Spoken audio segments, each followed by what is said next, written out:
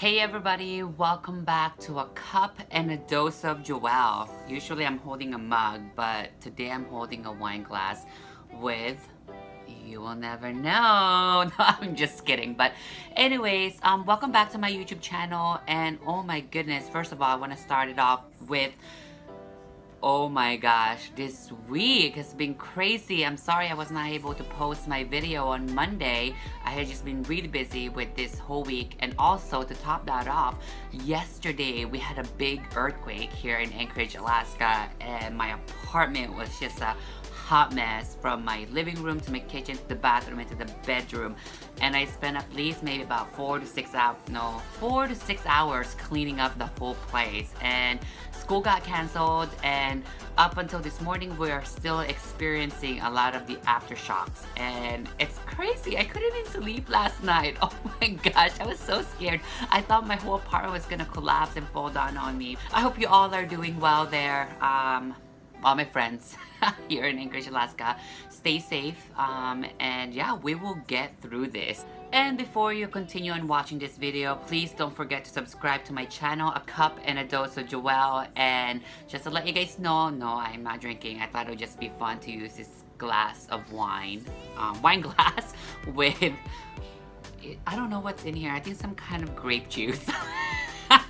Just because, like I said, it's been a crazy week.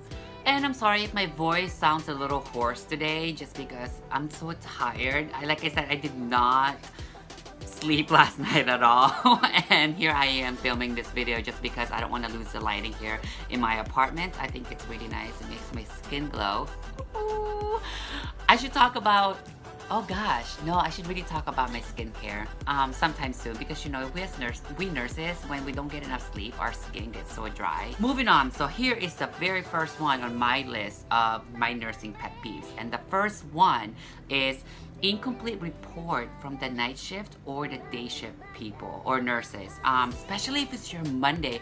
I remember working a day shift and I would get a crappy S-bar report from a night shift nurse, and they just expect me to learn all about why the patient is there. And it's really hard because you're taking care of 5 different people, and here you are, you're missing information about that patient. Yes, I know we can read and research it, but you know, it's really important when you're giving report to your nurses that you don't miss any imperative information, because that could really set them for failure throughout that day, and just really gives a lot of work for that nurse. And also, you're putting the patient at risk for any harmful events or something like that, you know. You want to give your nurses really good report, complete your S-bar, and know and research about your patient. And that's the reason why we're also pushing bedside shift reports, because we're involving the patient in that process of transitioning care.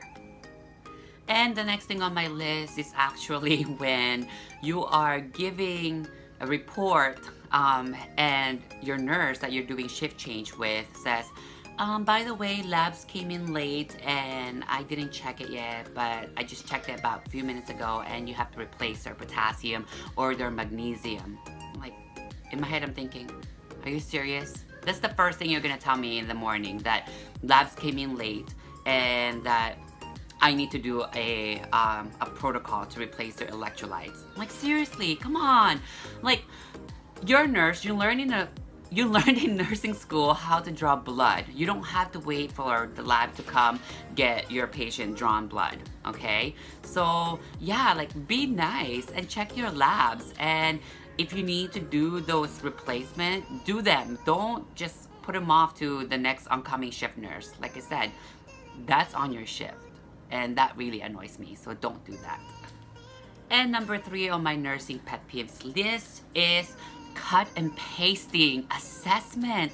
Oh my goodness, like, how dare you cut and paste my own assessments? Like, that's just lazy work, you know. And there are multiple times that I've actually caught nurses who copies and paste my assessment, and like, the reason why I catch them because I intentionally misspell a word on the comment box, and I would be like, okay, why would you make the same mistake that I did? So it's really important that you do your own assessment, even though you've known the patient for a while, and don't ever copy somebody else's assessment. That's plagiarism. You can get in very big trouble for that. And I know some system allows you to cut and paste assessment, and some systems don't, or those computer EHR charting.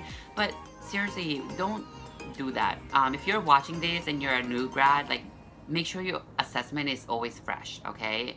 Even though you've taken care of that patient, even though that's gonna be your third day on working with this patient, don't copy your old assessment. Always chart a new, fresh assessment. So yeah, that annoys me if they copy my assessment. And the fourth thing on my list, and this is making me laugh just because, wait, I need to do like some kind of disclaimer. I'm not meaning to offend anybody about this next comment that I'm going to make, but it is definitely annoying, and some of you guys could probably relate to this next one on my list. Well, it's my fourth one. And this is actually when charge nurses don't even ask you if you've gone to the bathroom, taken a break, or taken lunch before they give you another admission. I had it happen to me where I had 4 discharges in one day, and 2 of those discharges were complicated, and my charge nurse just actually came up to me and said, "Oh, here's another admit, I cleared that room up." Like, in my head, I'm like, are you effing serious? You didn't even ask me if I in. It's 2:30 in the afternoon and you're gonna give me another admission. Like, come on. Like, I am not complaining about another admission. I think it's fine. But at the same time, please be mindful. You know, I had 4 discharges and I had 2 complicated ones where I had to ship somebody out in the middle of nowhere or something like that. And you didn't even bother to ask me or care to ask me if I've actually taken a break before you gave me another admission. You know, when you clear that bed, whoever, if it's coming from the ER, if it's coming from the PACU, they'll be calling once that bed is cleared. So if you're a charge nurse, please don't forget to ask your staff nurses working on the floor if they've actually gone to the bathroom or taking their, if they're taking their lunch before you give them an admit, because that really irritates me. I'm sorry.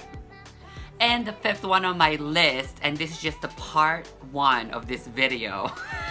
I'm like getting excited talking about these pet peeves of mine just because I think they're funny and I think most of you guys can relate to it. And the last thing on my list for this video, my 5th one, is actually CNA or certified nursing assistant or your PCC or whatever you call them in your facility plays hide and seek. Oh my gosh. I've worked with multiple CNAs who does this. They'd be gone after their morning vital signs. They'll just chart them and you can't even find them anymore. Like, sometimes the patient needs to go to the bathroom and needs to go take a shower, or a PT or OT or somebody needs help and you're caught up doing something else and you can't find them, and they turn off their phone or their pager. Oh my god. Like, seriously, I've had this happen to where actually this one CNA of mine that I've worked with before, she likes to play hide and seek, and what I actually did is I kind of knew where she was at, and so I called her and I physically saw her turn off her phone and she was just gossiping to another coworker, and I'm like, oh my gosh, how rude. And so I guess majority of you guys can relate to this. Comment below if you actually experienced this happening, and that's what I called it, CNA that plays hide and seek. Because they're out there. I mean, they're really useful. Some of them are really helpful. They will help you throughout the day. But then if you're unfortunate and unlucky for that day, you will get one of the CNA that could never be found.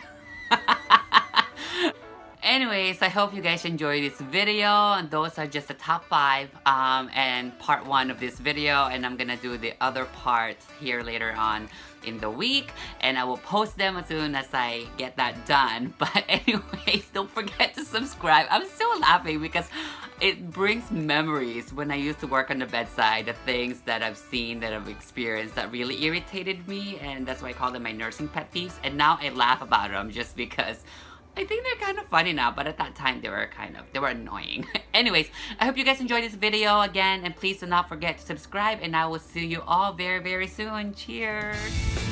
Hey everyone, thank you for watching, and don't forget to subscribe.